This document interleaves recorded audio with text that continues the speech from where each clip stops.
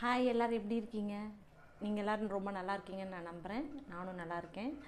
நான் ஒரு senior physiotherapist. நான் எதுக்காக இந்த வீடியோ போடுறேன் அப்படின்னா, என்னோடய கற்றல் எங்கே தொடங்குச்சு அப்படிங்கிறத உங்கள் கூட ஷேர் பண்ணிக்கணும்னு ஆசைப்பட்றேன்.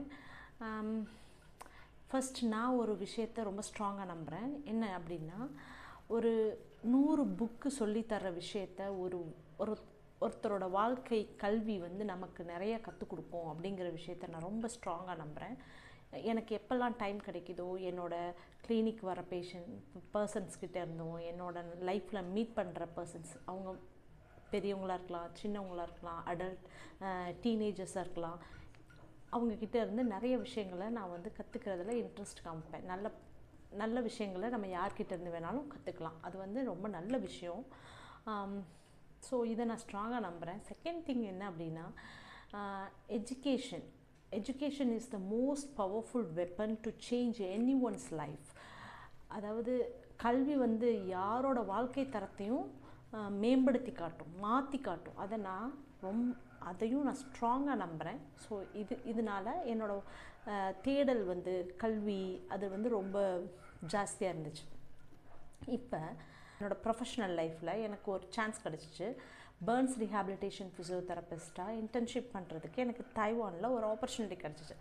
ஆஸ் யூஷுவல் நானும் ஒரு எக்ஸைட்மெண்ட்டோட என்ஜாய்மெண்ட்டோட அந்த ஜேர்னியை வந்து ரொம்ப என்ஜாய் பண்ணணுன்ற மோட்டிவில் தான் நான் ஸ்டார்ட் பண்ணேன். பட் எனக்கு அங்கே நிறையா லேர்னிங் கிடச்சிது. அதெல்லாம் என்ன அப்படின்றத உங்கள் கூட ஷேர் பண்ணுறேன்.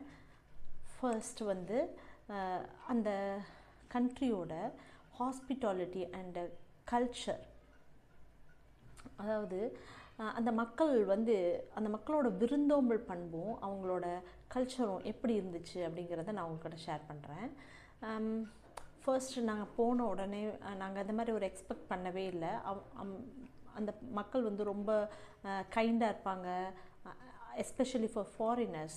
நம்மலாம் இங்கே வந்து ஒரு ஃபாரினர்ஸை வந்து நான் வந்து நம்ம கண்ட்ரியை நான் சொல்ல, நம்ம ஒரு ஃபாரினர் வந்து நம்ம எப்படியும் அவங்கள அப்படி பார்ப்போம், அவங்கக்கிட்ட ட்ரை பண்ணுவோம் பேசுகிறதுக்கு. பட் அவங்க வந்து எங்களை டிஸ்டர்பே பண்ணல. அது வந்து எங்களுக்கு ஒரு கம்ஃபர்ட்டை கொடுத்துச்சு.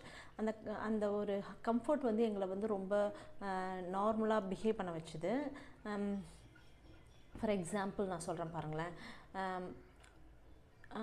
நம்ம இப்போ இங்கே வந்து நம்ம யாராவது ஒரு ஃபாரினர் நம்மக்கிட்ட ஒரு வழி கேட்குறாங்க. நம்ம என்ன பண்ணுவோம்?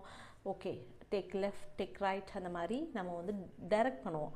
பட் அவங்க அங்கே என்ன பண்ணாங்கன்னா, ஈவன் அங்கே லாங்குவேஜ் பேரியர் வேறு. அவங்களுக்கு வந்து அவங்களோட மொழியில் வந்து அவங்க ரொம்ப ஸ்ட்ராங்காக இருப்பாங்க. அவங்க வந்து இங்கிலீஷ் வந்து அவ்வளோவா தெரியாது.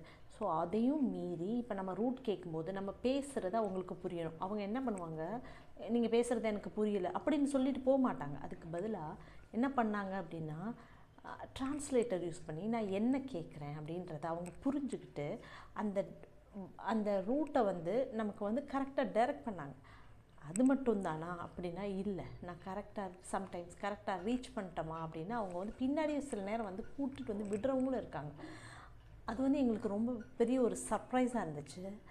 செகண்ட் திங், ஆக்சுவலாக வீக்கெண்டில் வந்து நாங்கள் நினச்சோம், சரி ஏதாவது விசிட்டிங் ஸ்பாட்டுக்கு போயிட்டு நம்ம வந்து அவங்க எப்படின்னா Monday to Friday, Saturday Sunday weekend வந்து அவங்களுக்கான டைம்.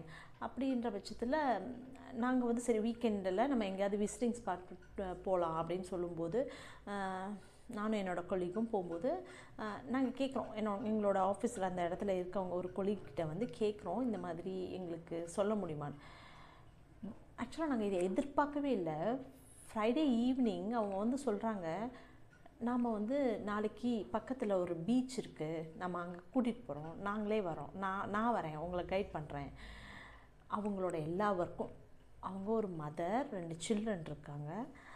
அப்படி இருக்க பட்சத்தில் அவங்க வந்து நாங்கள் ஒரு ஹெல்ப்பு கேட்டுட்டோங்கிறதுக்காக அவங்களோட ஓன் கார் எடுத்துக்கிட்டு எங்களை வந்து எங்களோட ஹோட்டலில் பிக்கப் பண்ணி, அது கொஞ்சம் ஒரு 1 hour ட்ராவல் பண்ணுற டிஸ்டன்ஸ் இருந்துச்சு. அங்கே போய் அங்கே எங்கள் கூட டைம் ஸ்பெண்ட் பண்ணி எங்களுக்கு எக்ஸ்பிளைன் பண்ணி எங்களுக்கு பக்கத்தில் ரெஸ்டாரண்ட்லாம் கூட்டிகிட்டு போய் எங்களை வந்து கரெக்டாக ஈவினிங் ட்ராப்பும் பண்ணாங்க. இது எங்களுக்கு உண்மையாகவே இது எனக்கு ஒரு பெரிய ஆச்சரியமாக தான் இருந்துச்சு. எனக்கு வந்து அது ஒரு புது எக்ஸ்பீரியன்ஸ். அது ஃபஸ்ட் திங். ஏம்மா நம்ம இந்தியன் கல்ச்சரை விடவா அது பெரிய விஷயம்? அஃப்கோர்ஸ் அதை வந்து நம்ம வந்து அதை காம்பன்சேட் பண்ணவே முடியாது எதையும். நம்மளோட தமிழ் கல்ச்சரை நான் ரொம்ப ரொம்ப பெஸ்ட்டுன்னு தான் சொல்லுவேன். பட் என்ன சொல்கிறேன் அப்படின்னா, நம்மளோட கல்ச்சர் இப்போ வந்து நம்ம வந்து குறைஞ்சிடுச்சு. இப்போ யாரும் நம்ம வீட்டுக்கு வர்றது கிடையாது, யாரும் நம்மளை வந்து வெல்கம் பண்ணுறது கிடையாது, நம்ம யாரும் நம்மளோட வீட்டுக்கு யாரையும் நம்ம வெல்கம் பண்ணுறது கிடையாது. நம்மளும் நிறையா ரிலேட்டிவ்ஸ் வீடு எங்கேயும் நம்ம போகிறதில்ல. அந்த விருந்தோம்பல் அந்த இது எல்லாமே குறைஞ்சிருச்சு அப்படிங்கிறது என்னோட கருத்து.